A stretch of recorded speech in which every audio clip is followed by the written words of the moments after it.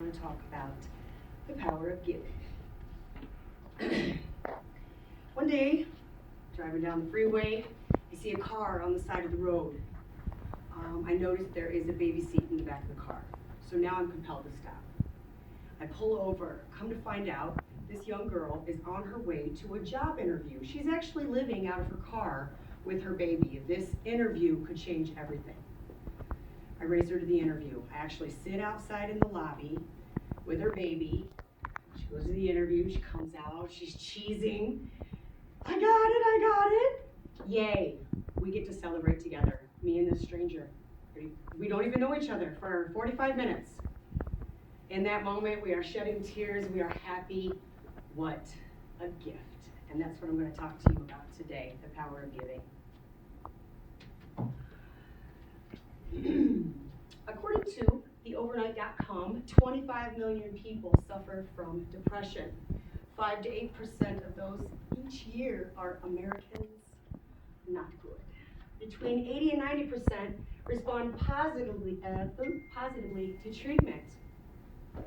Could you maybe be part of that treatment? Just a thought. We all want to feel good. Now, who would have known that by me stopping and helping that lady that I would have created or helped ensure that opportunity for her to change her world? And imagine how she felt as she was walking out or at the end. That in that moment she was able to save herself. Just a good feeling to have.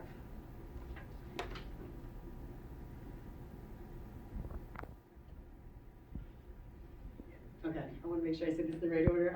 NCBI, NLM, NIH.gov states that kindness invokes very strong reactions in those that are diagnosed depressed. And they actually are more responsive to that. You think they wouldn't be, but they are. Positive social interactions also produce a sense of belonging to ease that stress and make us feel comfortable, more productive. So our actions can produce actions in others to make people more comfortable. When all else fails, bring it in. Hugs are good for your health. When you are next to somebody, hugging, touching, just feeling close with somebody, your body releases a hormone called oxytocin and actually reduces stress. Another study with the NIH.org stated that couples that were interacting, connecting, whether they be friends or, of a married nature, shall we say, actually had a reduce in blood pressure. Their blood pressure was reduced, whereas the couples that didn't and were a little bit more imposed had higher blood pressure. So now that we know what it can do, let's see what happens. Giving of yourself feels very good. Giving can invoke change. Imagine how the mom in line in front of you, she's got this misbehaved kid, and, she's behind you, and you let her go in front of you. In that moment, you have eased her demeanor somewhat. She's now calmer. Her child feels that. Maybe a positive interaction will come between the child a little bit better than when she was going, sit down, sit down. And imagine the relief that she felt and the thankfulness that she felt and how that can carry into the rest of her day. Maybe she'll think to do to the next person, someone else frustrated or whatnot. It's just a chain reaction that can really make things beautiful for people. Last but not least, now that we know what the effects can have, stop hesitating, reach out and be kind.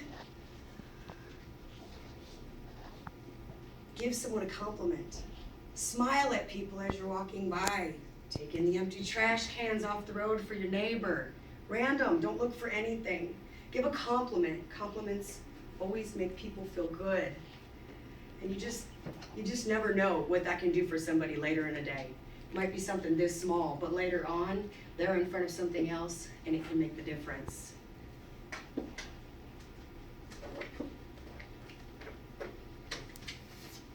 Those are my references. We went over the need for giving, we went over the satisfaction of giving, and we also went over what we can do. So today, I leave you with, reach out and take advantage of the things that I've suggested. Smiling, compliments, just giving of yourself. You'll be really surprised at the level of change that it can give, and it's just a good feeling. Thanks for listening.